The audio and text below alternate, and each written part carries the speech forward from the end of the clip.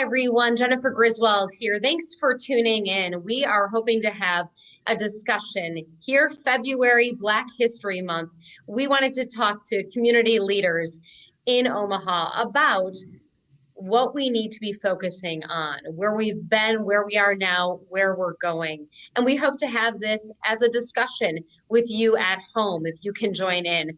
I'm going to start going around and let our guests introduce themselves. And we're starting with the broad question of why is it important that we mark and honor Black History Month? What does it mean to you? What do you think it should mean for all of us? Keith, would you like to go first? Sure.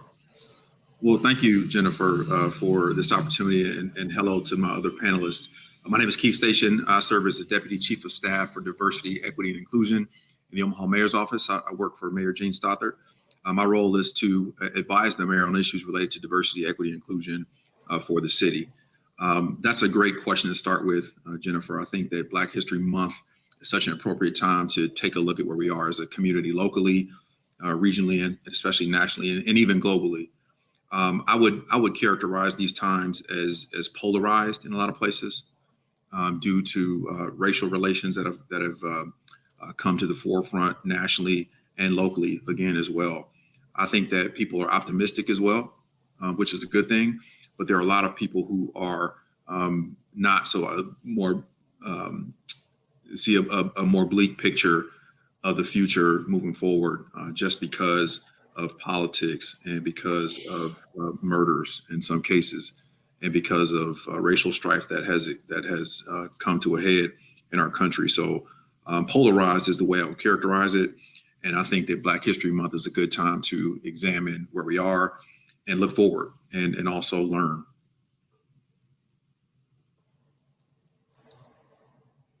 Keith, thank you so much for your comments. Dr. Cook, could you explain a little bit about your background? And same question, we want to talk about why is Black History Month important and something we should be talking about? Thank you so much for having me today. I am Dr. Leah Cook. I am an assistant professor at the University of Nebraska Medical Center here in the Department of Pathology and Microbiology. And so I am originally from Birmingham, Alabama. I moved to Omaha to start my lab here in September of 2017. So I've been here almost 4 full years, and my lab is focused mostly on the intersection between cancer biology and immunology. So what Black History Month means to me is really for us to appreciate Black culture and our contribution to this country as a whole. And why I think it's important to celebrate Black History Month is because I think it tends to be overlooked that Black history is American history. And as a people, we've contributed significantly to the growth and progress of this country in many ways. And I think it's important for us to know our history so that we don't repeat history, right? And so nationally, we are at a critical place where a lot of things have been uncovered that never really went away. As far as a lot of racism in this country that still exists, and some people are bold and proud about, and those things need to be stamped out if we're actually going to make progress. And so I think Black History Month is very important to remember history and then also to define what our future is going to look like and what history will look like for the next generation. Dr. Cook, thank you so much. Criana Dotzler is now here. Thank you so much for joining us. She's with Dotzler, I apologize, is with Abide Omaha. Same question for you. Why is Black History Month something we should be marking and honoring? Yeah, thank you so much for having me. Yes, I'm with Abide, a nonprofit here in North Omaha.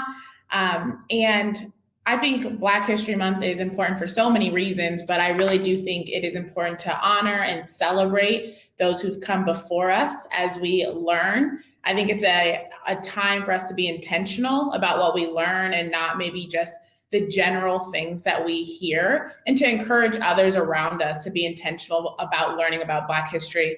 But I also agree that Black history is American history. And but I think February and Black History Month just gives us an opportunity to be intentional about celebrating and honoring the history. a lot of talk about the future in this discussion, about learning from the past to make sure that we are going the right direction with the future. What are some things you see that we are doing right now? Keith, care to address that? Sure. Things we're doing right. I think, as my fellow panelists just alluded to, is having conversations. It's time to talk about hard topics. It's time to be a bit uncomfortable. It's time to understand that visible leadership is necessary as we talk about race relations, as we talk about how to heal our community. By visible leadership, I mean executives in our community, elected officials in our community, and influential folks in our community leading some conversations that help to educate. Inclusion means including as many voices and perspectives as possible, and finding space for underrepresented voices to weigh in. And so respectful, responsible conversations about where we are right now and how we got here are really important, I think, and those are some of the things that are happening. They're happening in forums virtually for obvious reasons right now. I suppose that when we can meet in person, we'll have town halls and we'll have conferences where we're talking, but not just talking, but creating a strategic plan to take action. A good example of that, this past Saturday, I had a chance to participate in and watch the Empowerment Network's part 2 of the State of North Omaha address. And that's such a great presentation and informational because it has individuals from all sectors sharing where we are as it relates to law enforcement, as it relates to health disparities, legislative matters.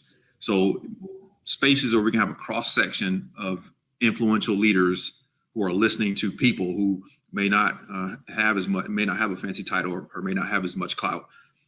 Those forums where we can listen and have conversations and educate and include as many perspectives as possible, I think are a few of the good things that are happening.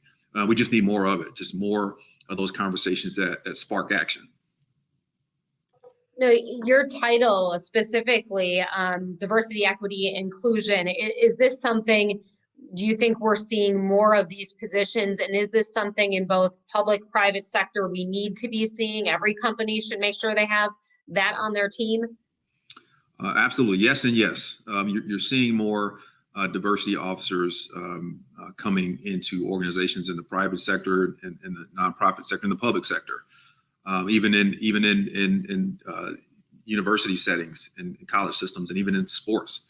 And I think that's important. I think I saw a LinkedIn report recently that said in 2020, the number one position at the C-suite level, chief officers, was a chief diversity officer.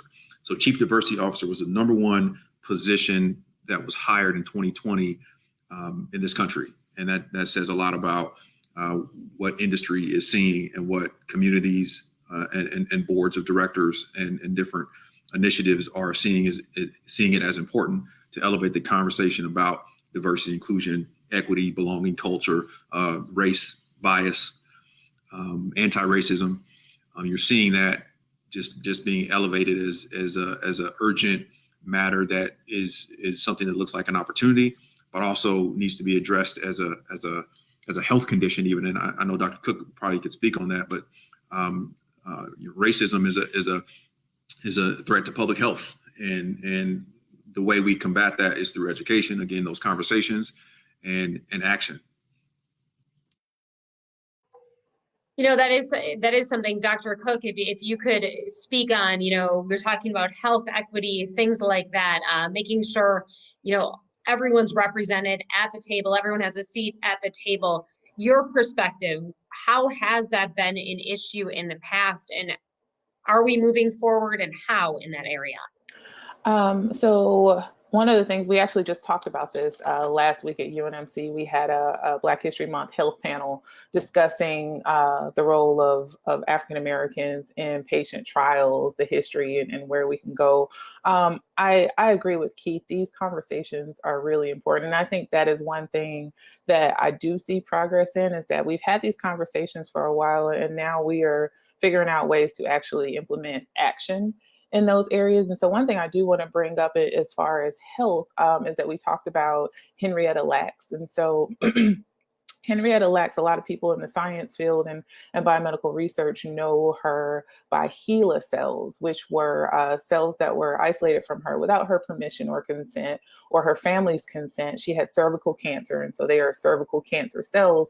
And those cells have been used to develop the polio vaccine. They've been sent into space with NASA to see how they will interact in different oxygen settings. And we've used those cells so much, but ethically it was wrong. And so we are having those conversations to see how we can protect our Black patients, because we want those patients to be into trials. We want them to be eligible to receive medicines and be a part of trials that may be very beneficial to those patients that have increased risks for certain cancers, for example.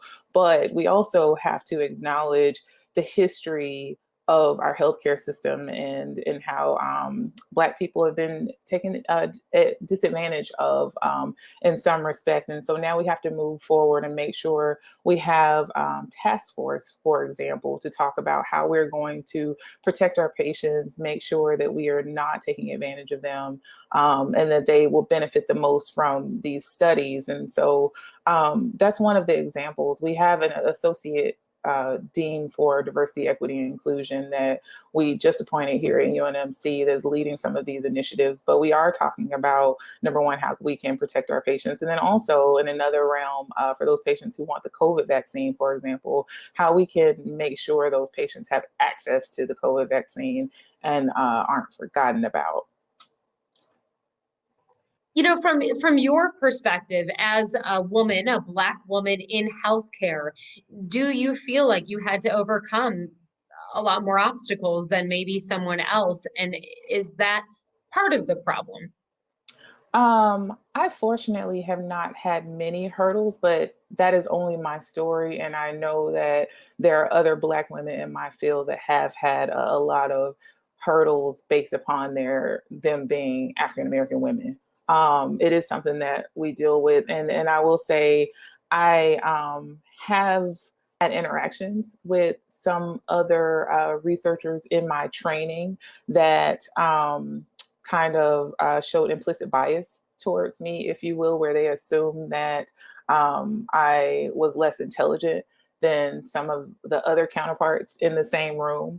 But those people did not dictate my track and whether or not I was able to achieve my PhD, whether or not I was able to achieve funding. So I do find myself fortunate that those people who have been pivotal in my career are the ones that have not seen my race or predicted my intelligence based upon my race. But that is not the story for everyone. And so we still have to have those conversations as to how implicit bias dictates funding for researchers, promotion and tenure for faculty at different universities around the country. But definitely, we have a long way to go. We're making some progress. I have a pretty good story, but we have a long way to go. I hope I answered that. You did answer that. Thank you so much. And Terry Sanders is now part of the discussion. I apologize on my end for some technical difficulty there. Terry, I'm going to have the next question come to you. Terry's with the Omaha Star, showcasing, highlighting the good news in Omaha. Yes. And one of the questions that just came up from a viewer, someone watching in, I don't think we need leaders anymore. That's an old way of approach that has not worked. We need to empower the people to take control of their community while simultaneously provide the non-biased resources to help with that empowerment. And I was wondering if you wanted to tackle kind of that big question there of, are there too many people high up addressing this and not enough people on the ground addressing it? Or is it we need all of the above? Your thoughts on that, your perspective? Well, I think that history has proven that grassroots organizations get the most done. And I think that in our last election, grassroots certainly showed itself up and showed itself to be able to perform. And so I don't know that I would say we have too many higher ups. I don't know what that means. I am a community person, and I can only speak for me. I'm a community person, and I believe in listening to the community and carrying out what I can on my level, and what I can't carry out, connect people to people who can. And so I think, yes, it is important that we all work together. Let me put it like that. That would be my best answer, that we work together. And it's not a me and them or y'all. It's an us, and it is an us unequivocally, so that we can move forward. If the foot is going north and the head is going south, the body will never go in the same direction. We all have to get on the same page and get to moving.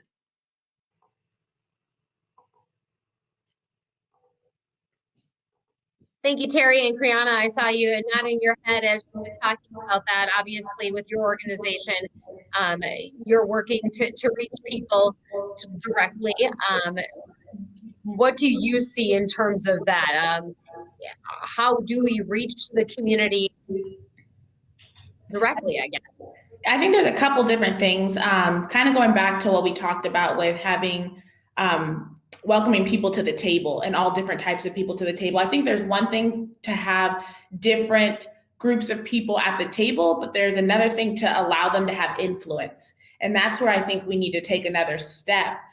You have influence to speak into my life. You have influence to tell me your story, your experience. You have the same level of influence of people at this table. You're not just invited to this table. And so I think sometimes we have to humble ourselves and just be willing to let everybody at the table have the same amount of influence. It's not that I run this table and I'm inviting you to this table, but we all have influence to speak into situations. And I think that goes to also relationships.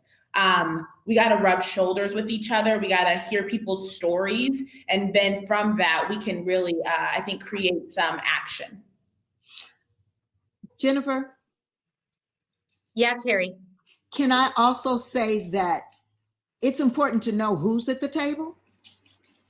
And to know, as she said, to know people's story, because the person that comes in bib overalls and has a little bit of mud on his shoes is just as Bible as the person in Louis Vuittons or red bottoms.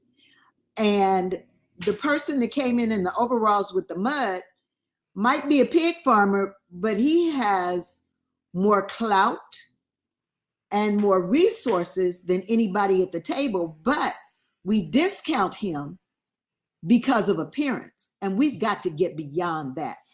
And that's across the board.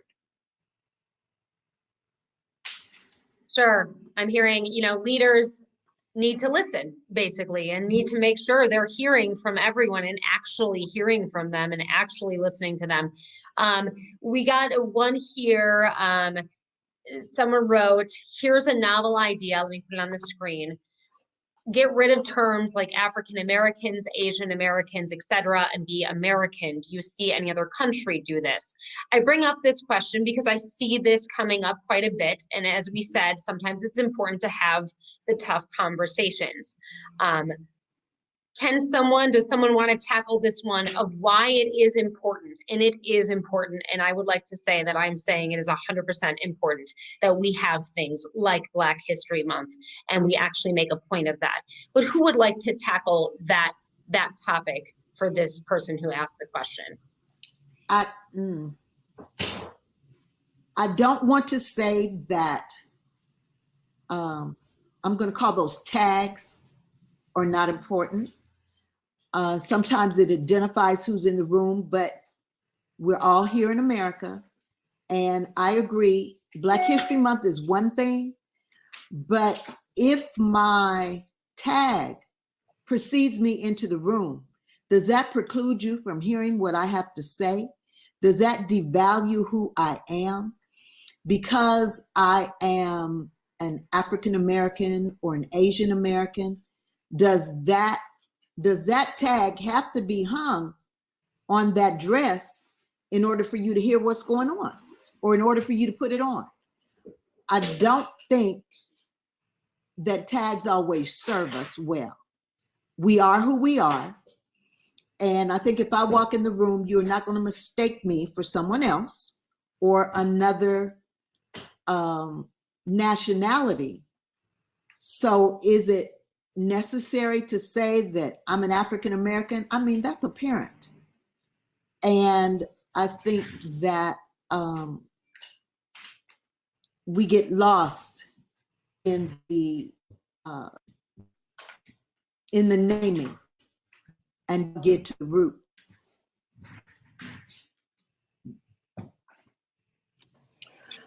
I would, oh, I'm sorry, were you done? I don't No, want go anybody ahead. else. I would like to say, and this is my own personal opinion, I understand the sentiment that we are American, but you know, if we really are going to get into this conversation, we have to acknowledge the fact that slavery happened. And I think when you take away, for example, the African part of the American, it's many levels to it, because you're also addressing a removal of culture. And so, you know, I often tell people my maiden name is Cook.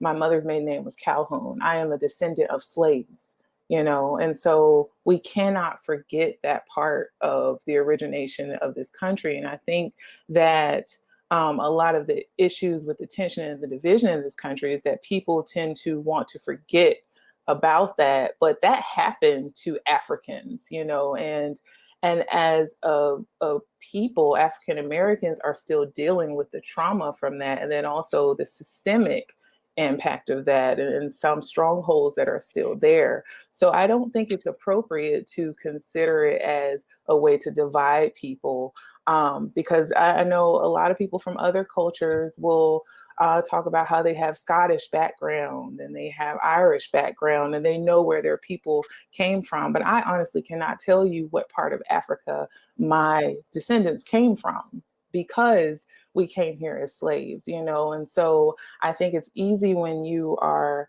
not an African American to say this is divisive and that we should just consider ourselves American. But I urge folks to consider this from a bird's eye view and what it might feel like if you are not from another culture, and know your background and know your history, and that we need to still be able to identify with our culture and where we came from.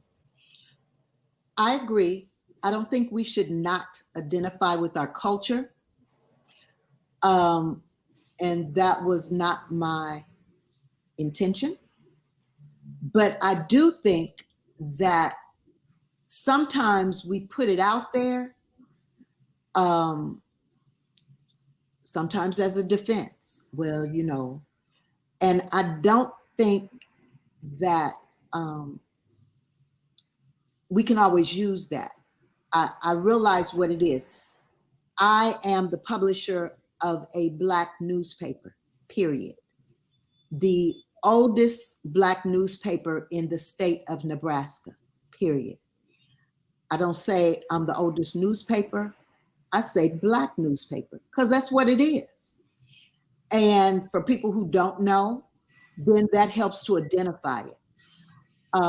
But I think sometimes people put it out there as a defense when there is no defense. Could I add to that? Ms. Sanders, it's always good to see you and to be on here with you. I would, you know, build on Dr. Cook's statement, and Steve's question is a good one. It's a thought-provoking question that I know we've all probably taken part in a conversation about. Is it important to have that? I think this country, this society, our country is still reckoning with what it means to be American.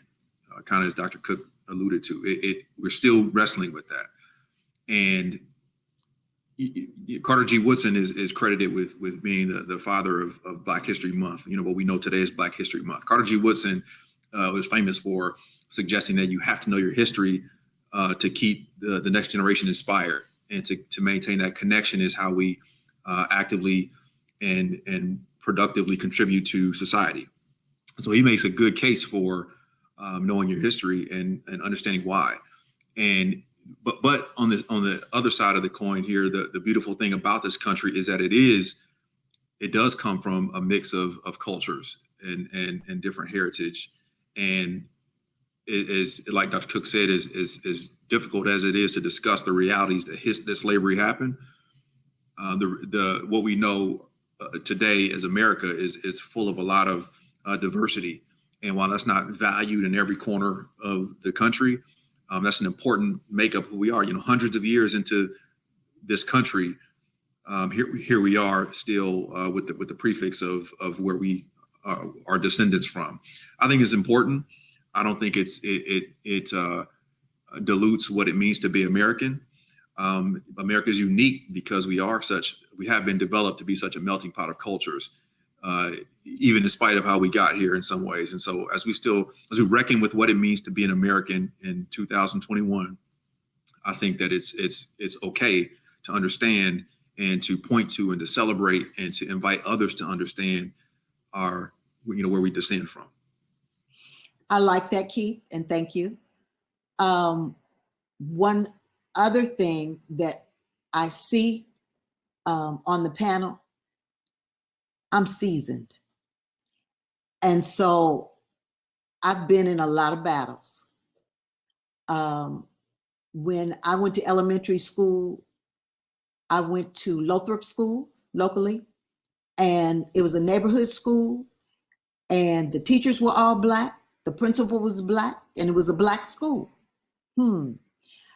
I did not get into an integrated education system until my mother drove me to another school way out of my neighborhood. It wasn't real comfortable, and it wasn't real nice. And then I went to a predominantly white institution for college. And so I think some of the things that we go through now, I've been there. And I certainly understand Dr. Cook, and I certainly understand Mr. Station's viewpoint. And I think I come at it a little bit differently because there is snow on the rooftop where I'm concerned.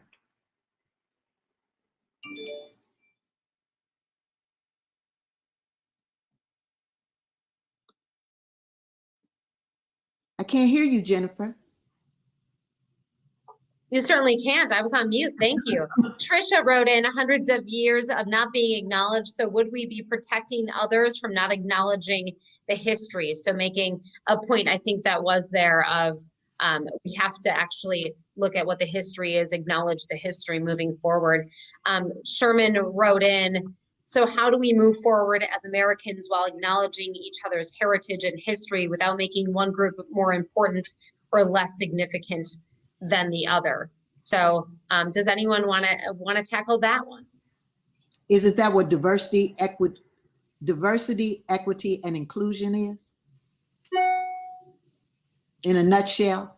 I mean, now that is a term that is popular everywhere you go. In corporate America, in the nonprofit sector, in funding sectors, it's everywhere, in education. So isn't that how we are going to come to terms to leveling the playing field with DEI? Absolutely. Sure. And that's something, I mean, do you think acknowledging someone else's heritage makes them more or less important? I think is kind of the base of that question. Keith, do you care to tackle what this person wrote in? Sure. And then I'll defer to Criana if she had a thought too. But I think that moving forward is a great question. That really should be the central question as we acknowledge, as we learn, as we do our best to not repeat history unnecessarily. I think determining how we move forward is a central question. And I think there are some good examples. I think about sustainability, and there are some good examples to your earlier question, Jennifer, about what's working. And the chamber has a really smart and innovative program called the CODE Initiative, CODE. CODE stands for Commitment to Opportunity, Diversity, and Equity. And the reason why that's so impactful, and I think such a smart plan, is because it is built a framework that has a sustainable way to invite all of the business community to thrust diversity, equity, inclusion, best practices, and affirmative hiring practices, and acknowledgement of the value of a multitude of cultures that exist in organizations. They've developed a framework to do that together, to generate momentum in numbers. And again, part of that initiative also has a CEO, Chief Executive Officer pledge that's where there's hundreds of CEOs in this community that have signed up to say, we will do these things at my organization. And that's a good thing. I think that's how we move forward, is with momentum, as I said earlier, visible leadership.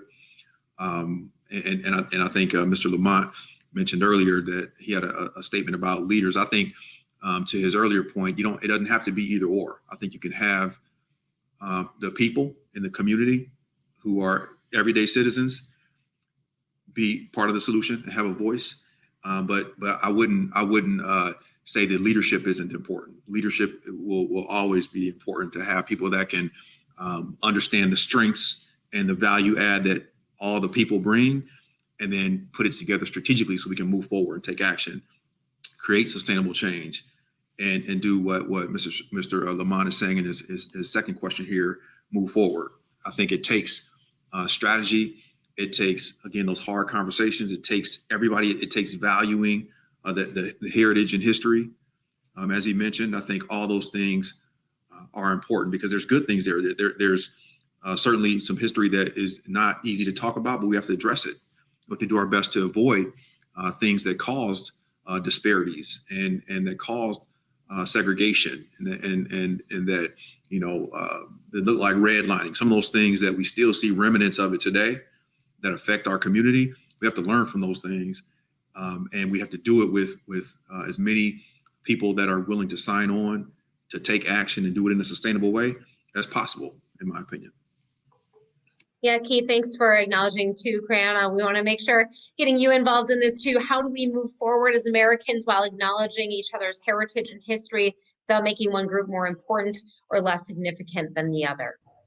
Yeah, I think at a time now where Black history is, more people are willing to learn about it, I think we have to realize that something that has been almost hidden or not talked about for so long has to become important for people to learn about and be intentional about. I think of just my parents. My mom's an African-American from the East Coast. My dad's white from Iowa. And their marriage gave me a lot of insight, and their stories gave me a lot of insight.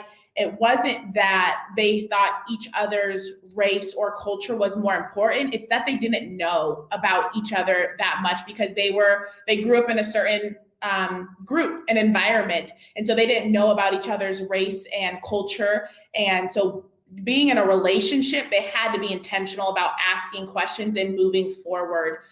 So I think that's a big thing, is it's not necessarily about one's more significant than the other, but right now our country doesn't know a lot about a Black history. And so it has to be important for us to learn about it, move forward, and get better. So yeah. Yeah, another one came in. Someone wrote, improve education and social programs. The rising tide raises all ships. So with social programs and things, what are you seeing, on the community level, programs that are being implemented to make sure people are being reached and taken care of in a way that we need to see? Yeah, I think that we have seen resources being allocated to different parts of the city and not as much to North Omaha. And I think to know that that's just as important, that the kids in our community are just as important to love on, to value. And so I think it's really important to continue to realize the needs of our community and elevate those, and how can we bring more education systems and or just bring certain resources to them. There are a lot of programs that are going on right now that are amazing, but how can we continue to pour into those programs to make them all that they can be? I was thinking about this as we were talking about the topic of education, when we're talking education, when we're talking Black History Month, what are the types of things each one of you thinks should be taught right now in our schools? And when I say in our schools, I mean schools, any type of school, any with kids of any different background. What should we be making sure they know and they're hearing about during Black History Month? What are some of the topics you think should be addressed? Dr. Cook? That's a big question. Actually, I just think of the origins of Black people in this country from beginning to now. Being an Alabama native, I felt like there were a lot of things that I didn't really learn about as I was growing up. I feel like when I think about Black history, I knew about Martin Luther King and Rosa Parks and maybe Maya Angelou and maybe of Carter G. Woodson, there were a handful of people that I would always learn about, but Black people, our role in this country is so much more expansive than that. And so I think we really have to make sure that the history that we're teaching is not biased, because history shouldn't ever be biased. It's just the facts. It's just like science, it's not a way to reason whether or not the events were good or bad, or to tie a type of morality to it. It is what it is, and it's what's happened. And so I think what's important is for us to make sure we're covering everything that has happened in the origin of this country, and different Black leaders throughout history and their initiatives and things that have been done, and the progress that has been made by those leaders throughout time. I think that's really good. If I could add, I think too, it's not always so much what we're teaching, but how we're teaching it. How are we celebrating and educating, and who are we bringing in to teach things, whether it's people who have degrees in things, or they have certain emphasis and they know about a certain part of history. Who are we bringing in to teach these, and how are we teaching it? Are we celebrating, and are we sharing how important it is to know full history and not just a certain part of history? No, I think that's important for sure. Wanted to address another big topic. Of course, this summer, after the death of George Floyd, we saw a lot of conversation, protests. It definitely was top of mind throughout the country, race relations. How do you feel we've moved since then? Do you think that conversation has continued? Would you like to see more progress with that conversation? And where should we go moving forward? Now that we're a few months out, how are you looking back on that in that moment in time? I'll go first. Keith, care to go first? Sure. I think that we certainly learned a lot, and this community was tested in a way that, fortunately, we had some equity built up in our community as it relates to the relationship between law enforcement and the community, police, otherwise known as police community relations. And we are fortunate that we have a police chief that truly understands the value of that, and is intentional about making sure that the Omaha Police Department is involved in being a part of the solution, and understands that we can arrest our way out of problems.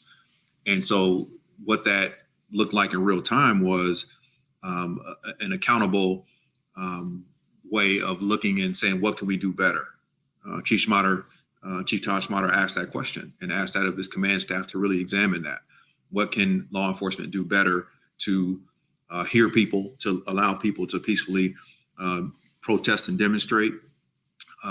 Most recently, the city prosecutor's office, police department, and the city's Human Rights and Relations Department came together to develop a restorative justice program that was partly influenced by asking the question, what can we do better? What can we do to have a more fair justice system? How can we learn from last summer and the unrest that happened in Omaha, Nebraska? And so the solutions have been transparency. It's been, again, looking at the data. It's been programs like the restorative justice program. And it is, again, a commitment to continuing to be part of the solution. I know that law enforcement is seeking to be a community policing organization that is reflecting the community that it serves. I know that's an important thing too, and that should be across the board. I think organizations and institutions and initiatives to strive to reflect the people or the constituency or the group that they are serving or working on behalf of. And I think that was one of the takeaways that just really was underscored for law enforcement too, is it's so important for people to be culturally competent, care about the community, make good decisions, and represent Omaha well.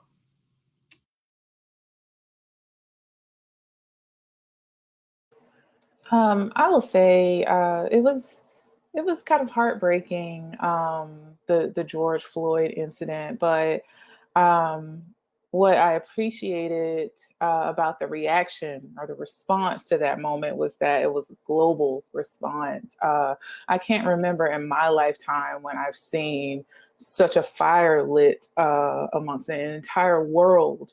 And it was so visible, the injustice in this situation, that I really felt like it started something bigger than what has happened in the past, because we're all aware that George Floyd is the name that we think about the most from last summer, but that wasn't the only incident.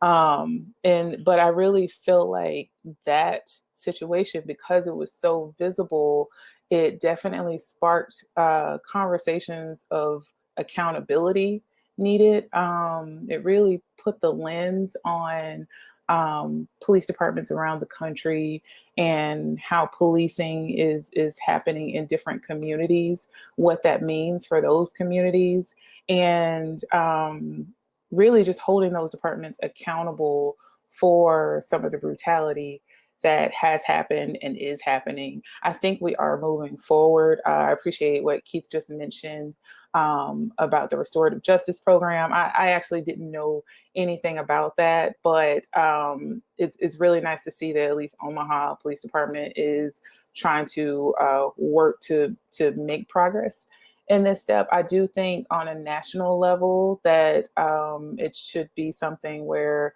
everyone is held accountable. I know that's not a trivial task, but I definitely hope that this continues to be things that we are moving forward and putting things into action, and that this does not go to bed and rest the way some of these situations have in the past. So even now, we're almost a year from that incident, and it's still really hard for me to talk about because it brings back the emotions of it. And I'm not sure if it was because of it being that on top of us being in a pandemic. And so we already had a lot going on, but I think that is one of the most pivotal moments in our history. And it kind of drew a line in the sand as to what part of history we're going to be on and how we're going to move forward. Yeah, an important note there, obviously, what happened beyond awful, and beyond awful that it took something like that to spark something that's possibly, hopefully positive, and it seems to be. Criana, what about you? Have you seen, I guess if you could transport yourself back then and try to look forward to where you think we would be now after those events, how do you think we've been doing as a community or as a country? Yeah, I agree with both of you guys.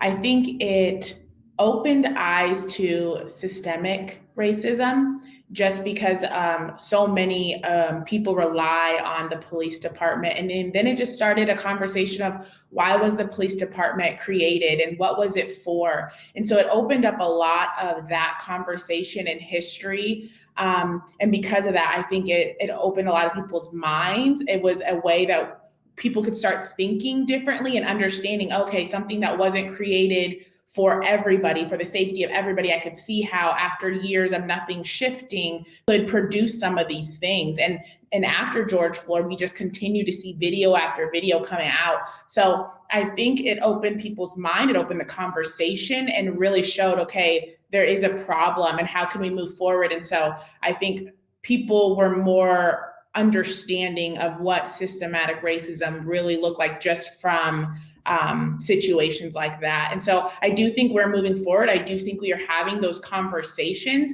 but I think we have to continue to produce action. Good point there. Terry, you said it yourself, so I'm just repeating, you said you're more seasoned than some of the other panelists. So, you know, your perspective, you've seen a little more history. Did this time, this summer feel different when it comes to race relations?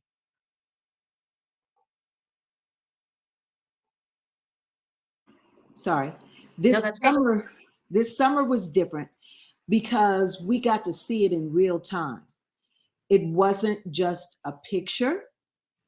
It wasn't someone else's account of what happened, but we actually saw that knee on that neck in real time and how long it lasted. And historically, that has not happened. So when you are an eyewitness to something, you feel it in your gut. And it's not just, well, you know, I heard. No, you saw. And so I think that this had a more impactful impression on, as someone said, the world, because this was not just in the United States. This was worldwide, where people could see it. And I credit the our digital age now. There is not much that you don't see, good, bad, or indifferent.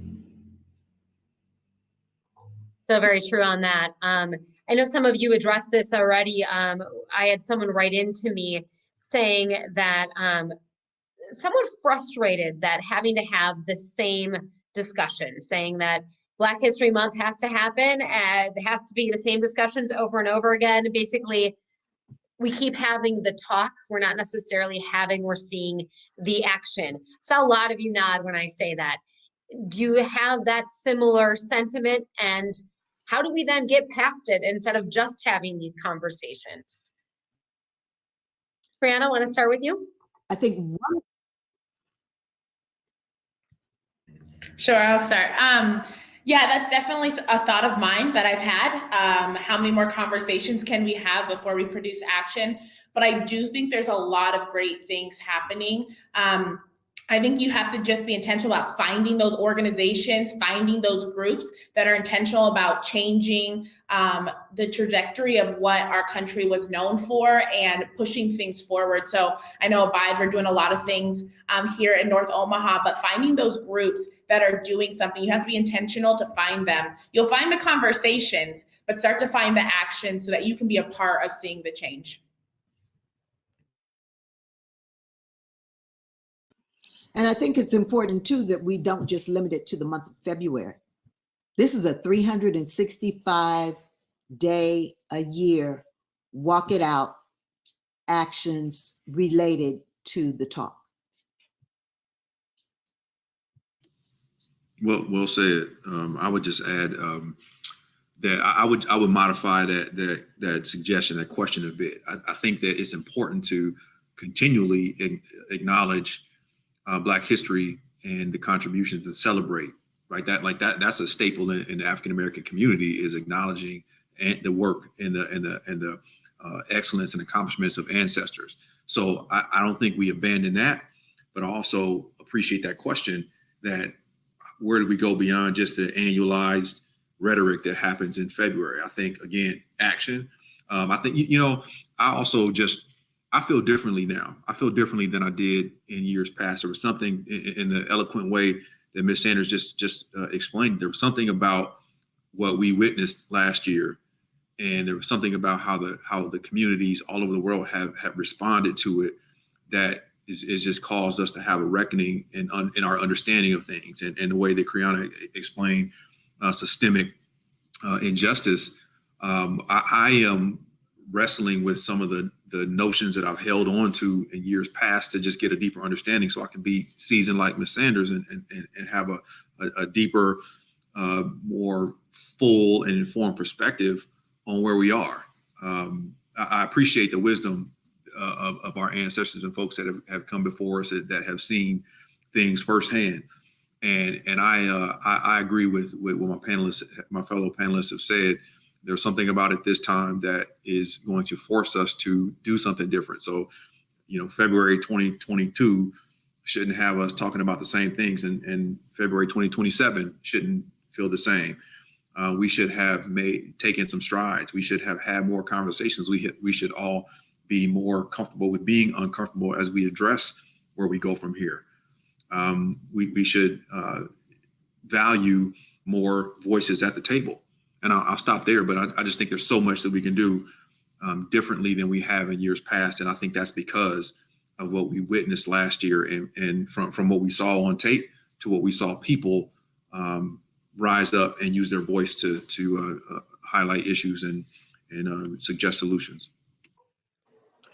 I would have to agree. I definitely felt like this time I'm seeing way more than just conversations. I've had so many friends, faculty members, students approached me after the George Floyd murder asking, what can I do? Specifically, what can I do in North Omaha? What are some initiatives? Where can I volunteer? How do I learn what it means to be anti-racist? I've never seen conversations turn into people approaching me, asking me, how can I help? And then also, how can I join you? Not teach me what to do, but how can I join you? Because I sincerely had no idea that this was so bad. And I want to make sure that I am on the right side of history as far as making sure this never happens again. So I definitely feel like this is a time where we are actually turning some of these conversations that always need to be had, but definitely I see progress in us turning them into action. And I also want to just to agree with what Keith just mentioned and Ms. Sanders. I think it's important for us, for Black leaders in our community, to understand what our more seasoned leaders know, what they have already gone through, so that we can learn and make similar steps and see what we need to do next, because it's up to us now. And we want to make sure that we respect what they've done and know what they've done and get insight, because they were the catalyst for these conversations. And so definitely I appreciate Ms. Sanders' wisdom and seeing where I can learn and carry the torch forward. I want to chime in on what Dr. Cook just said. People asking, what can we do? How can we help, for lack of a better term?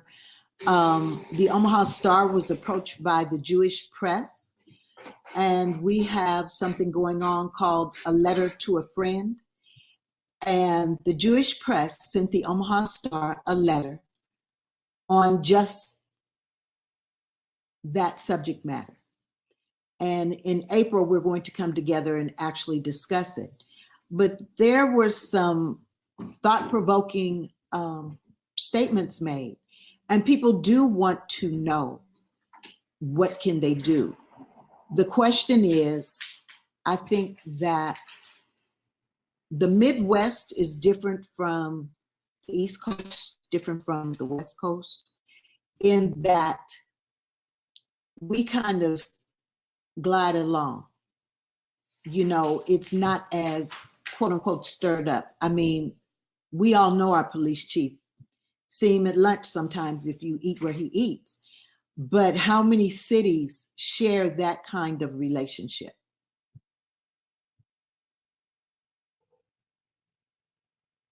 Sure, and you kind of did segue, both of you, into my next question, which was, people were asking, what are the best ways, what people watching this, listening, who say, I want to be part of the solution, I am anti-racist, I want to make sure I'm leading our community the right way.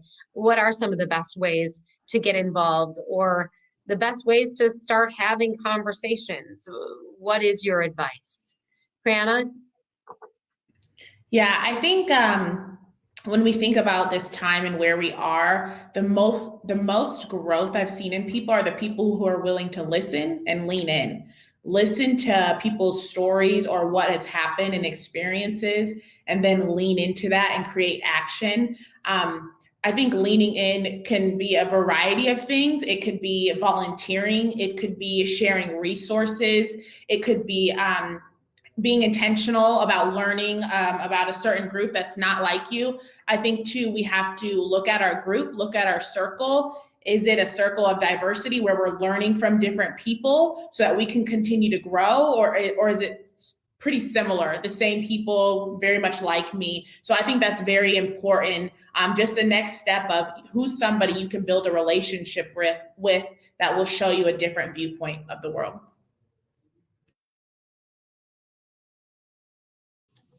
And I'm going to put this comment up here, and Keith, it's probably something for you to see too. Sherman again writing in, let's put action to the conversation by planning city events that will commingle the communities. A West Omaha event inviting North Omaha residences, North Omaha, vice versa, including news, radio coverage. So basically, yeah, bringing people together is his suggestion there. I didn't mean to cut off what you were about to say, but I thought that could be included as well. No, I love it. I think it's a great idea for obvious reasons. Being in the pandemic, that's tricky now, but I think eventually we're going to get to a point where we can certainly do that, and I think we'll even appreciate it more. I think everything we've been through in the last year or so will likely just awaken our senses and give us a deeper appreciation for family, for engagement, for togetherness, for supporting both sides of town. For celebrating culture, for just celebrating for the sake of celebrating. I would be remiss if I didn't, do a diversity inclusion plug for this question and the previous question. I think everything Criana said was outstanding. Only thing I would add to it is what you're seeing in diversity inclusion is moving away from making the business case so much, why it's a good idea and it's good for business, and more along the lines of it's the right thing to do, and that's okay on its own, right? So you don't have to erode the bottom line if you are an organization that decides to embrace inclusive practices in your organization, or a more inclusive culture that reflects equity and belonging. So I think that you can have it both ways, and I think that we ought to celebrate that and promote that. And have those conversations, again, beyond just talk, but have the conversations that encourage people to educate themselves. And let's talk about it. Let's educate one another and educate ourselves. It's implicit bias is something that has a negative connotation, but really what bias is it's just, your brain is making decisions and coming to conclusions without telling you. And that happens to all of us. And so we're all guilty of it, and so we all can learn together about how we avoid unnecessary or negative implicit bias onto people, or onto cultures, or onto people with certain orientation or certain abilities.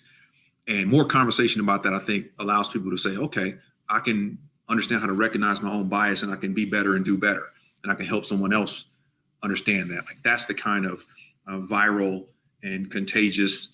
Maybe those aren't the best adjectives to use right now. Those are the types of things that I think that will resonate when we are trying to encourage others to do more, to learn more, and inspire others to learn more.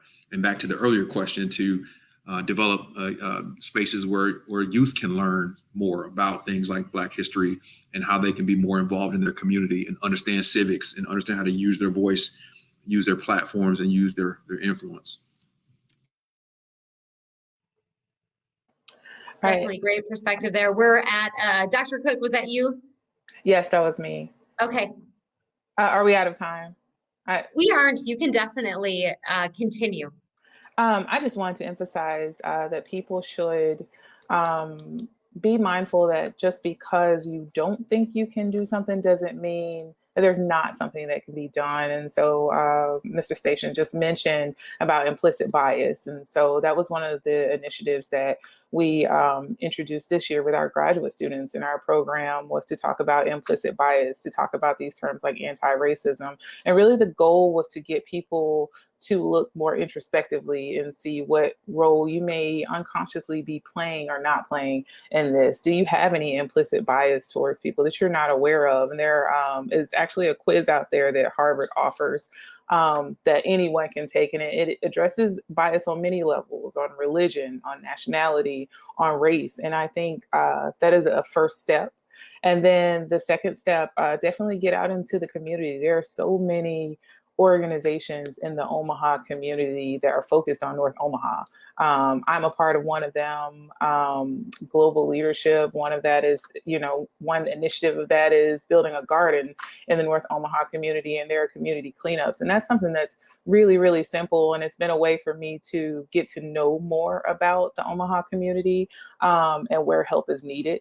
So I think a lot of people tend to feel overwhelmed and feel like there's no place for them to try to be more active. But I would say, number one, look introspectively, seek out ways to understand implicit bias and whether or not you may be implicitly biased in any of your actions and in your areas, focus areas, but also get out into the North Omaha community and link up with some of these organizations and see where help is needed.